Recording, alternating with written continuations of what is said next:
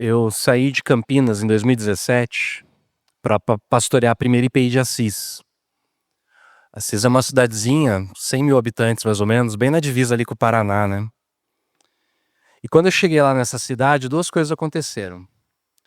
A primeira foi que o jornal da cidade fez uma notícia que eu estava chegando na cidade. A segunda é que um tempo depois a Câmara dos Vereadores me chamou para receber uma homenagem. É verdade. E, gente, eu confesso que por mais que eu me esforçasse para não ficar me achando, com tudo isso acontecendo, eu fiquei com aquele sentimento assim, no fundo, fiquei com aquele sentimento. Falei, cara, essa é a minha hora. Eu vou ser o pastor dessa cidade, né? Depois eu descobri que o dono do jornal e a secretária da Câmara, na verdade, eles eram da igreja, né? Então não era o Jota que estava sendo homenageado, era o pastor da primeira igreja, independentemente de quem fosse, né? Como a cidade ela era muito pequena, então tinha essa visibilidade, né? O cargo do pastor da primeira IPI, né? E por que eu estou revelando isso para vocês?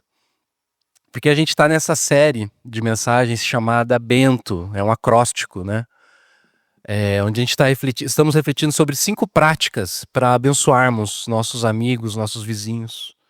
Já vimos 3 delas, né? O B, que é o busque em oração. O E, que é o escute com atenção. O N, que é o nutra pela mesa. E hoje nós vamos falar sobre a 4ª prática, que é transforme pelo serviço. Só que essa ideia de servir, ela é muito difícil para todos nós. Afinal de contas, nós vivemos na sociedade do desempenho, como diz o Byung-Chul Han, né? E na sociedade do desempenho, o nosso valor é medido pelo prestígio, pela influência, pelas conquistas, pelo número de seguidores. E nós gostamos, no fundo, de sermos admirados, de sermos reconhecidos, estimados, valorizados. Mas quando a gente está falando de serviço, vai na contramão dessa ideia, porque servir significa você reconhecer, admirar, estimar e valorizar o outro, não você, né?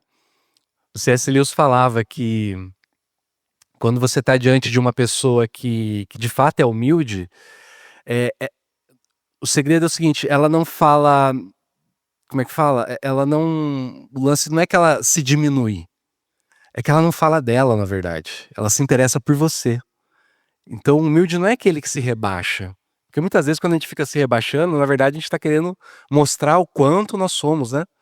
Servos, quanto que nós. Mas a pessoa que serve de verdade, ela se interessa pelo outro, né?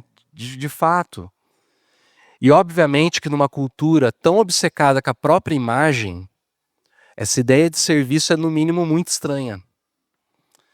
Então, pensando nisso, eu quero explorar com vocês hoje esse texto de Lucas, que é um grande desafio.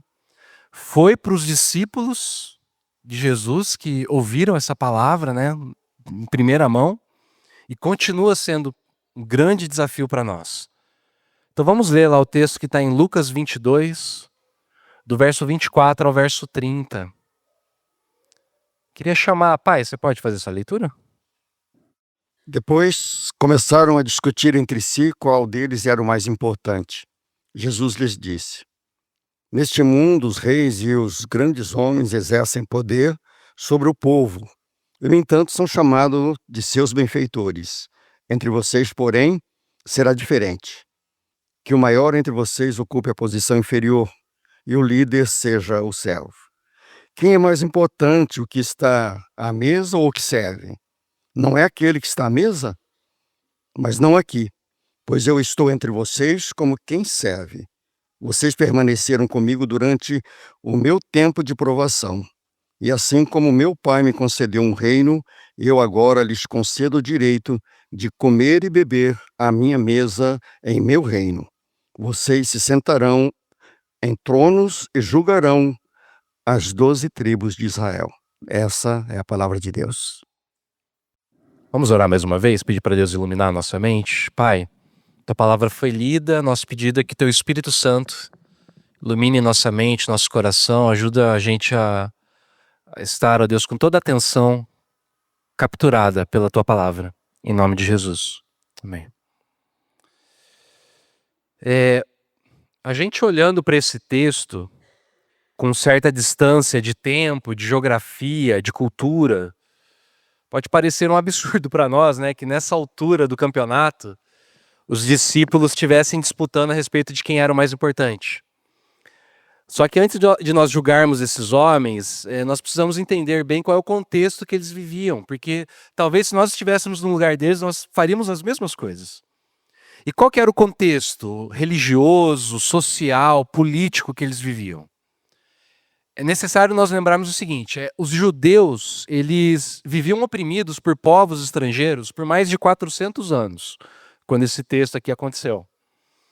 Primeiro eles foram invadidos pelos babilônicos, que entraram no país, pegaram todas as pessoas importantes, levaram para a Babilônia, onde eles viraram escravos. Isso é o que nós chamamos de exílio. Então eles foram exilados.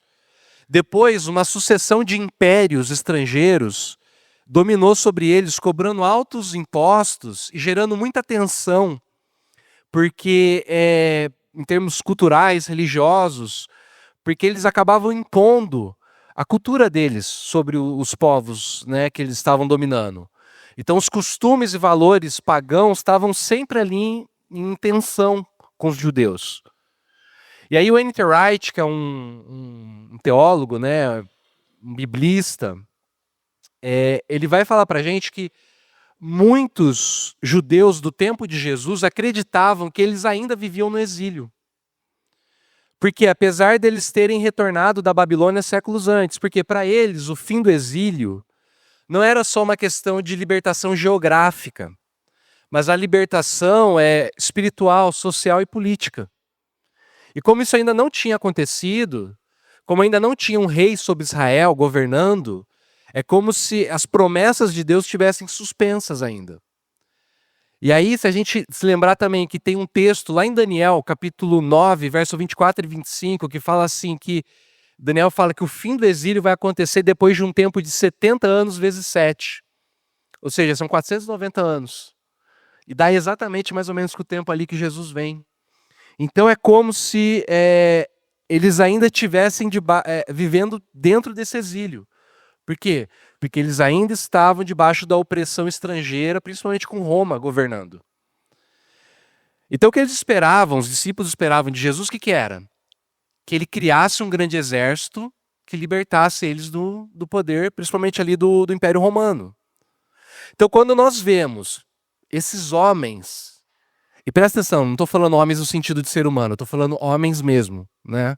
Eram 12 discípulos. Quando nós vemos esses homens discutindo entre eles quem era o mais importante, o que a gente está vendo é um bando de homem se organizando para tentar falar assim, cara, e aí, quando a gente assumir o poder, quem é que vai fazer o quê? É mais ou menos o que acontece quando vem um novo presidente no nosso país e aqueles que apoiaram o presidente começam a disputar quais são as cadeiras dos ministérios que eles vão ocupar. Era isso que eles estavam discutindo. Mas aí vem Jesus e subverte essa lógica, na qual domina o mais forte. E mostra para eles que o reino de Deus funciona a partir de uma matriz completamente diferente. Então, olha só, verso 25. Nesse mundo, os reis e os grandes homens exercem poder sobre o povo, e, no entanto, são chamados de benfeitores. Entre vocês, porém, será diferente, que o maior entre vocês ocupe a posição inferior, e o líder seja servo. E aí Jesus vai mostrar que ele não está falando isso da boca para fora. Ele se implica nesse processo, porque ele diz lá no verso 27, quem é mais importante, o que está à mesa ou o que serve? Não é o que está à mesa, mas não aqui, pois eu estou entre vocês como quem serve. Eu estou entre vocês como quem serve.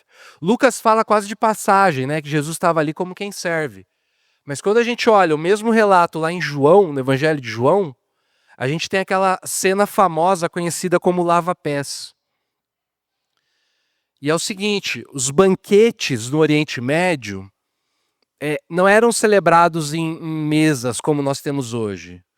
Eles ficavam deitados numa espécie de U, né, em pequenos divãs ou almofadas, né, com tapetes e tal. E aí, como era no chão, tipo um piquenique, né, que a gente faz hoje em dia, e os caras só usavam sandália, os pés tinham que ser lavados antes de se assentar.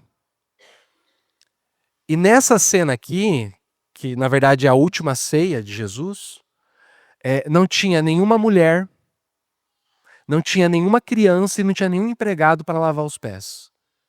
Porque eram essas as pessoas que lavavam os pés. As mulheres, as crianças e os empregados. E aí não tinha ninguém. Então o que Jesus faz? Ele bota uma toalha e ele mesmo vai lá e lava o pé dos discípulos. E aí tem um comentarista bíblico que fala assim: lembre-se que a cultura deles era de honra e vergonha. Proteger sua reputação e sua dignidade era extremamente importante. Sua honra era como a sua classificação de crédito. Quanto maior a sua pontuação de honra, mais privilégio e prestígio você desfrutava. Se você tivesse uma pontuação elevada de honra, esperava-se que outras pessoas o servissem. E ser rabi naquela época era algo extremamente honrado. Então a gente não consegue mensurar, eu acho que a gente não consegue mensurar quão humilhante foi Jesus colocar uma toalha e lavar o pé dos discípulos. É uma postura que ela envergonha inclusive os discípulos. Por isso que Pedro se recusa a ter os pés lavados por Jesus. E Jesus fala: não, se você não lavar seu pé, você não pode participar daquilo que eu estou fazendo.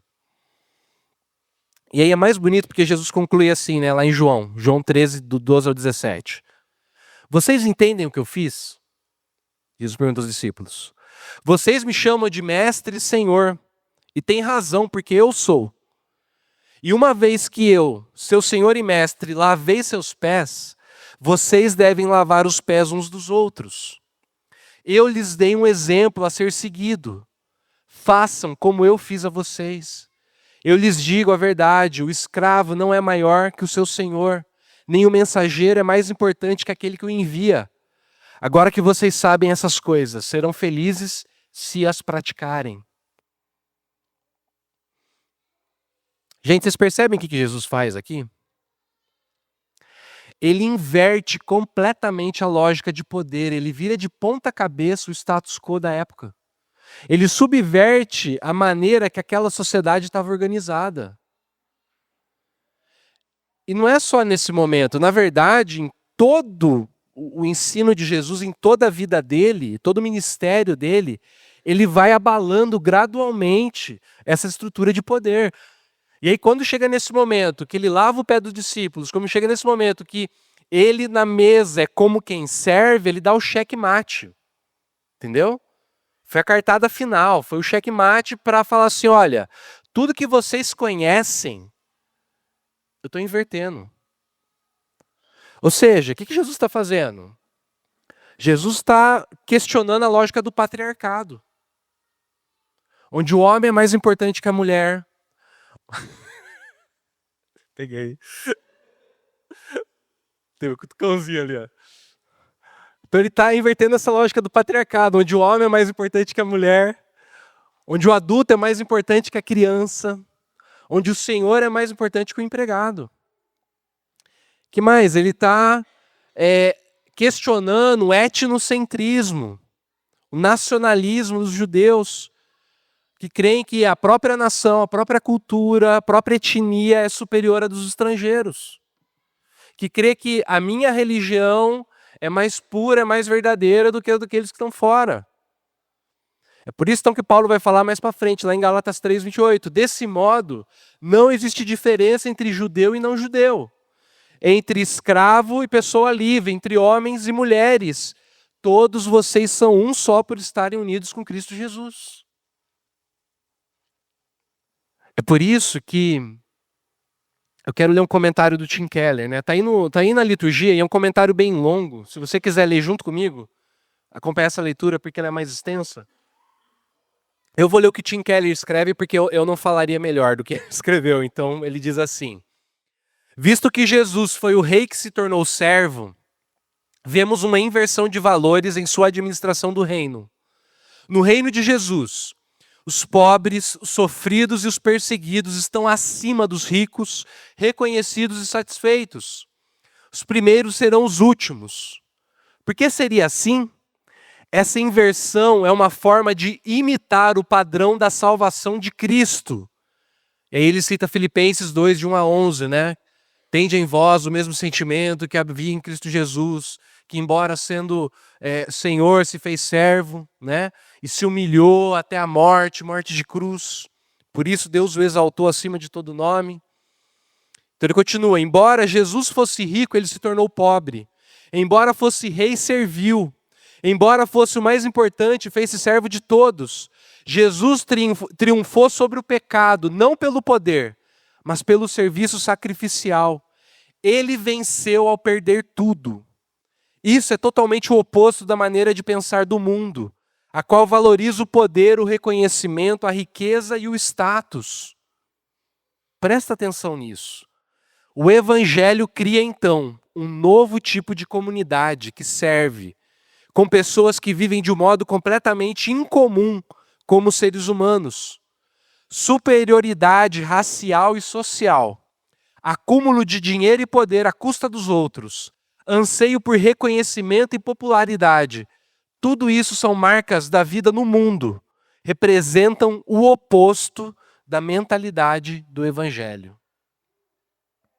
Pensa comigo, por que será que essa inversão que Jesus propõe é tão necessária para que a salvação aconteça? Talvez alguns de vocês tenham lido e se lembrem daquele livro, O Monge Executivo. Vocês lembram desse livro? Do James Hunter, O Monge Executivo? É interessante porque, eu sei que é meio coach, né? Mas, apesar disso, o autor tem uma visão onde, não só a partir da espiritualidade, mas a partir de dados psicológicos, sociais, organizacionais, ele vai propor que isso que Jesus está falando é verdade em qualquer segmento da sociedade, inclusive em empresas. E aí eu quero propor aqui um exercício rápido para vocês. Pense numa pessoa que foi líder de alguma forma na sua vida e que você respeita profundamente. Pensa um minuto agora. Alguma pessoa que de alguma forma te liderou e você respeita profundamente essa pessoa. Pode ser um professor, pode ser um chefe, um mentor, alguém da tua família, um tio, uma avó, não sei, pensa em alguém. Agora se pergunta, por que você reconhece a autoridade dessa pessoa?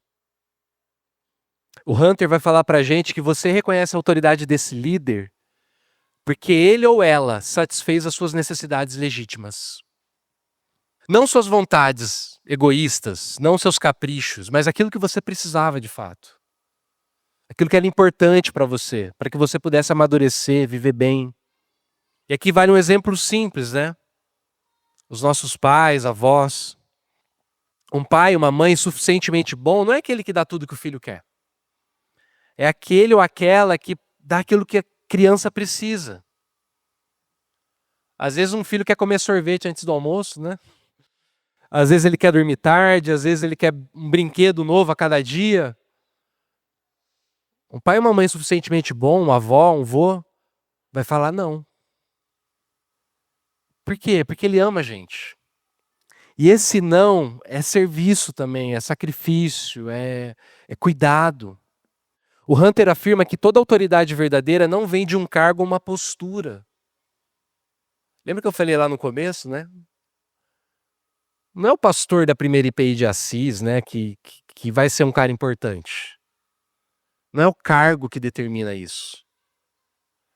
É ser e somente ser você de fato for um servo que se sacrifica pelas pessoas que você está liderando. Um líder que você respeita certamente foi alguém que serviu você, que se sacrificou por você. Por isso você se sentiu amado. Um líder que você respeita é alguém que demonstrou amor através do serviço.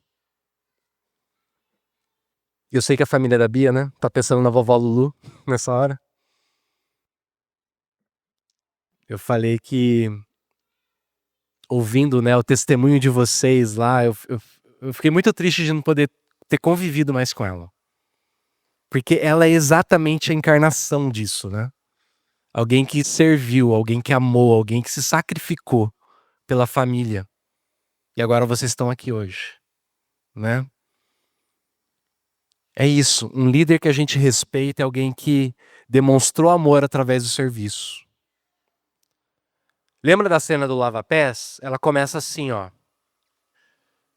Antes da festa da Páscoa, Jesus sabia que havia chegado a sua hora de deixar este mundo e voltar para o Pai.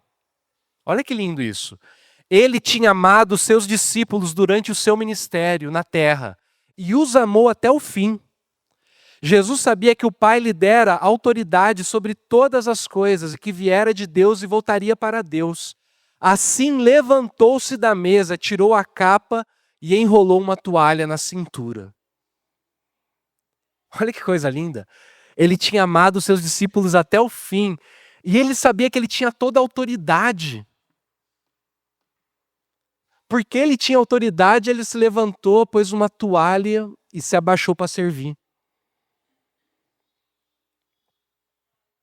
Por isso, Jesus convida a gente a fazer o mesmo hoje. A vestir a toalha e assumir a nossa identidade de servo. Não só de uma maneira da boca para fora, né, simbólica, mas na prática diária da vida. Ele diz para os seus discípulos: agora que vocês sabem dessas coisas, serão felizes se as praticarem. Então como é que a gente faz isso? Eu quero dar 3 dicas aqui para vocês, 3 lembretes. Olhando para a cena do lava-pés, 3 lembretes. Primeiro, não espere que alguém faça. Se você viu uma necessidade, talvez é você que Deus quer usar. Então não fique esperando o outro fazer. Foi isso que Jesus fez. Ele viu que ninguém estava fazendo, ele se levantou, foi lá e fez. Segundo lembrete prático, não espere ter vontade. Porque o serviço nem sempre é uma coisa gostosa. Aliás, quase nunca é gostoso, Lavar o pé sujo, não é legal. Então não fique esperando ter vontade, que você não vai ter vontade nunca de fazer isso. Encara como uma missão, sabe? Encara como, sei lá, um desafio ali que está diante de você. Não, eu vou lá e vou fazer. Precisa ser feito, eu vou fazer. Terceira coisa, não espere ter habilidade para fazer. Sirva com aquilo que você tem. Aprenda no meio do caminho, sabe? Às vezes a gente vê assim, e principalmente as gerações mais novas, eu tenho percebido isso, Fica numa expectativa de que a coisa esteja muito idealizada, muito boa, sabe? Muito perfeita. E, cara, às vezes demora para chegar, sabe, assim, onde a gente quer. Então vai lá e faz. Faz do jeito que dá, faz do jeito que você consegue. Vai fazendo, que Deus vai abrindo o caminho, vai criando meios, vai possibilitando, E lave os pés dos outros. Faça o que for necessário por amor, mesmo quando isso custar sua honra, mesmo quando isso custar o seu tempo, o seu conforto. Faça. E assim você vai demonstrar amor, como diz a nossa série, aos nossos amigos, aos nossos vizinhos, às pessoas que nos cercam. Eu quero concluir dizendo o seguinte. Eu fiquei pensando assim, que na série Game of Thrones, não sei quantos assistiram Game of Thrones, o símbolo do poder, que é cobiçado por todos, é o trono de ferro. E ele é feito pelas espadas dos inimigos vencidos e derrotados, e fundidas pelo fogo do hálito ali de um dragão.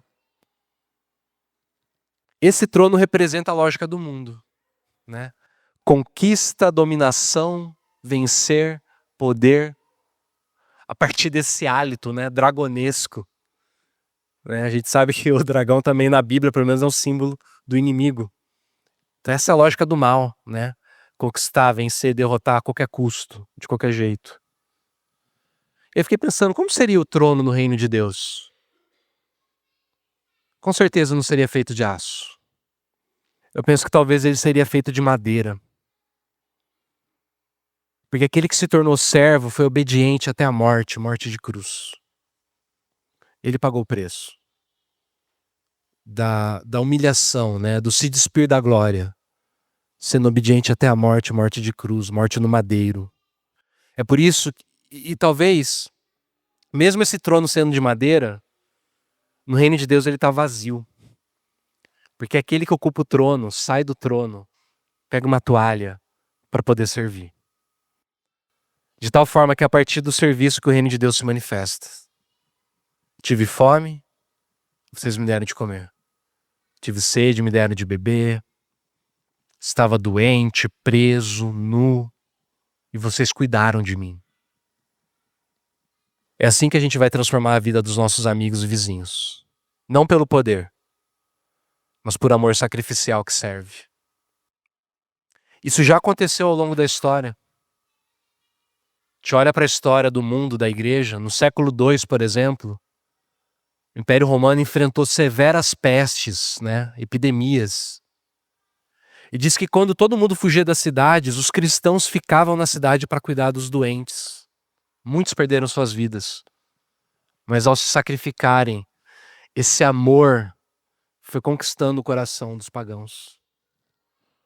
A maioria das instituições que a gente tem hoje, de cuidado, de assistência social, de direitos humanos, quase todas elas partiram de cristãos. De gente que resolveu olhar para o próximo e amar o próximo. Porque a lógica do mundo é poder.